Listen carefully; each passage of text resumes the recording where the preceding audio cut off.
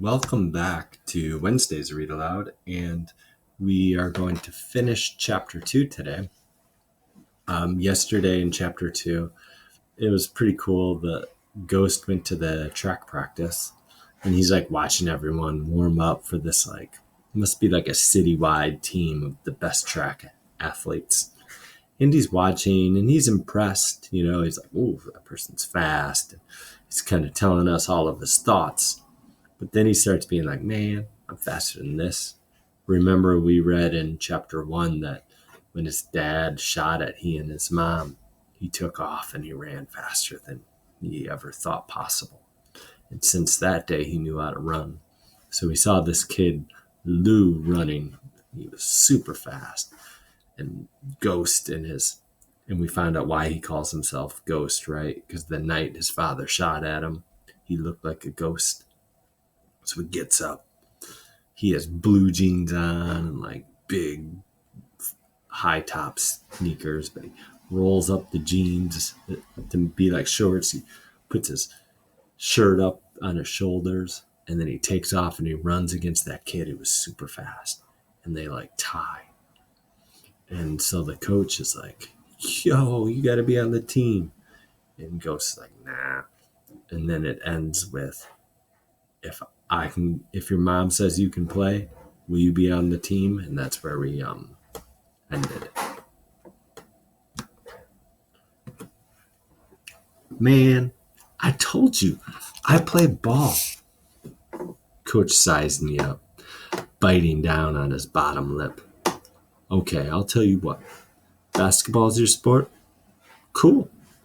But if you want to be a better ball player, join this team and you'll be faster and stronger than anyone on the court. Matter of fact, your legs will be so strong you'll be dunking on people by next year. You think I'm stupid? I looked at him sideways. Ain't no way I could be dunking in a year. I never heard of no 8th graders that can dunk. Depends on what you say next, Coach said. You are if you don't let me ask your mom about joining. Coach was looking at me like he was dead serious. Like he really thought running could help my hops and get me dunking by next year. Which, if that did happen, I would go right down to the court with Sicko and them and demand to play. I kept checking his face for a sign to see if he was lying. A sign that would have been easy to see because he didn't have any hair to disguise it. But there was no sign. No lie. He believed it. Man, I'm telling you, she ain't gonna say yes. Good enough. Coach nodded, a sure smirk on his face. Practice is almost over. Might as well stay, and then I'll drop you off at home. I'll talk to her then. Cool? Not cool, not really. I mean, track? Then who was this man? I've seen those weird shows where psychos pose like coaches and stuff and get you caught up, and the next thing you know, my mother's in jail for handling this dude. I didn't trust him. But on the other hand, I didn't really have anything else to do or nowhere else to be, so I figured it was worth scoping him out and seeing how he acted around all the other folks and their parents. I mean, I could always use the ride home, but I ain't no fool.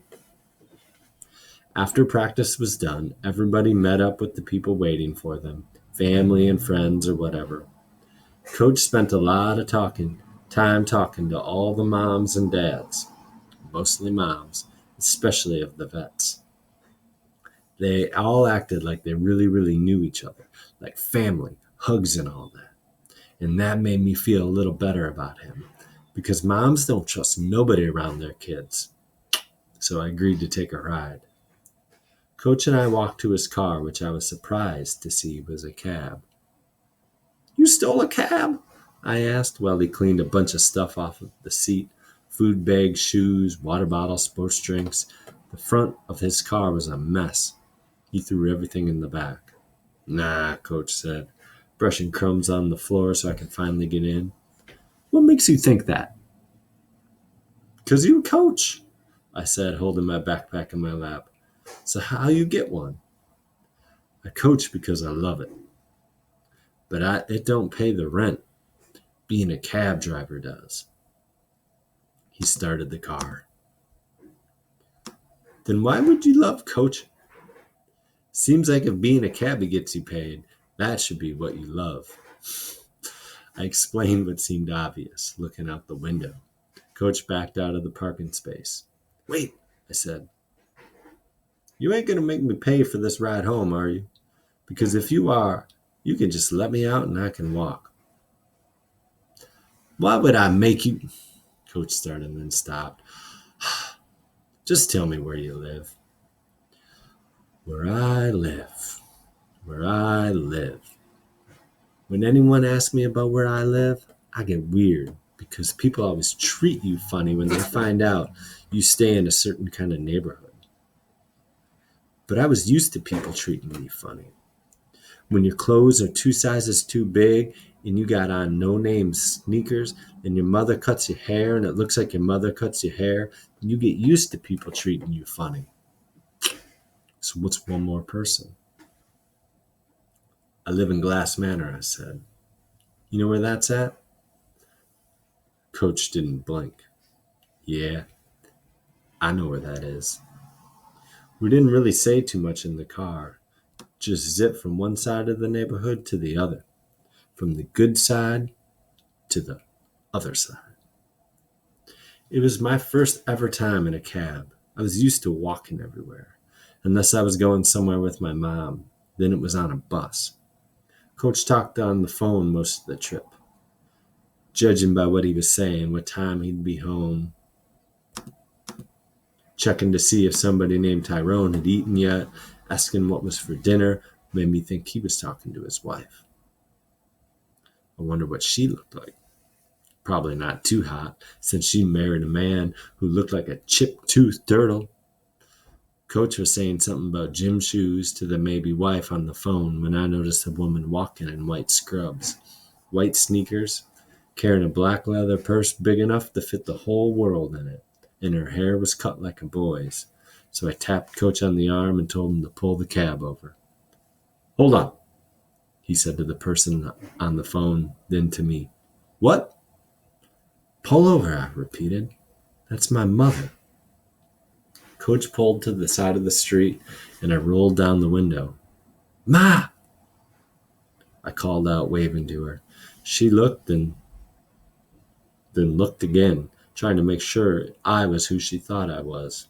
Cass, she said, approaching the cab. What are you doing in a cab? Matter of fact, what are you doing in the front seat of a cab? No, answer the first question. What are you doing in a cab? Hop in, I said. No, you hop out, she replied. Ma? Man? Coach leaned over so she could see him. It's fine, hop in. I'm just giving him a ride home. Then he added, on the house. Coach swiped everything on the back seat to one side as I reached back and opened the door. My mother stood outside the car for what seemed like minutes before deciding to climb in.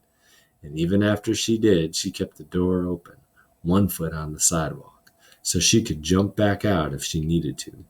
Her bag, which I knew was full of styrofoam containers of chicken and gravy, whatever gross but free meal we were going to be having for dinner, crunched on the seat beside her as she finally pulled her leg in and closed the door.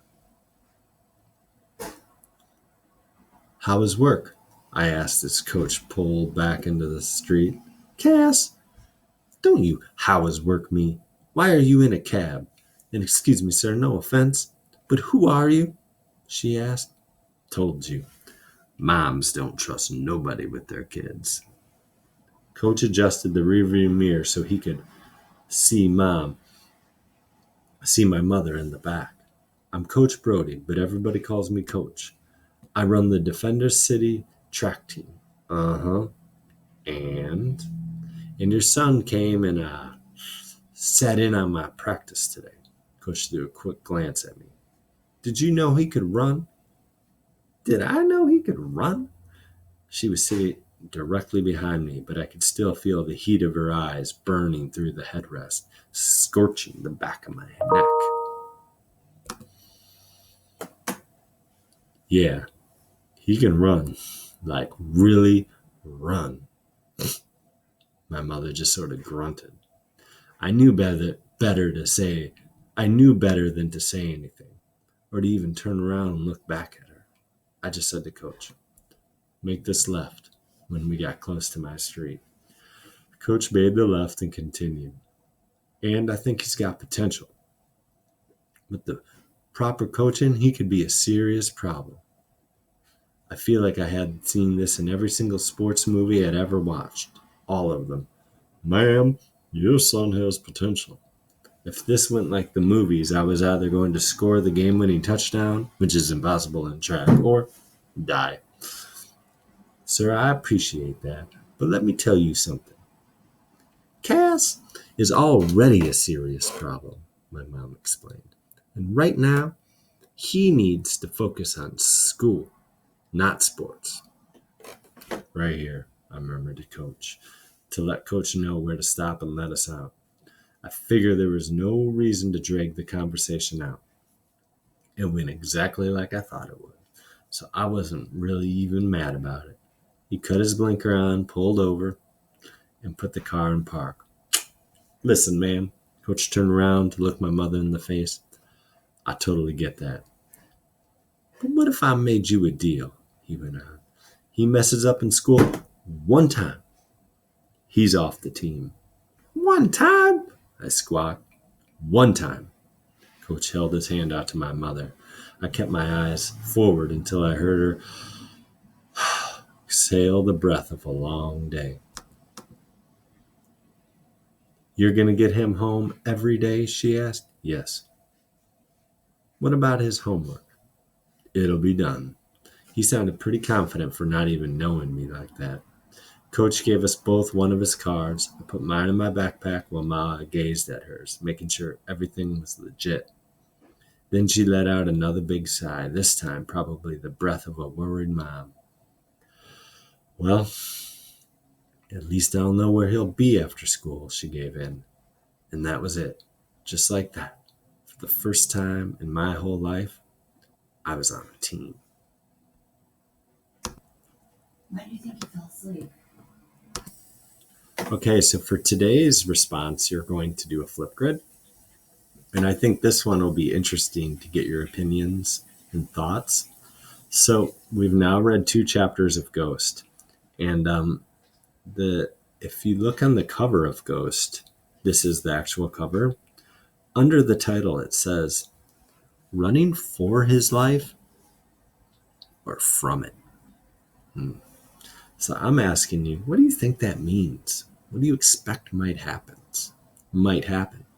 So give some evidence from what we've read so far, and just talk about that little line there, running for his life or from it.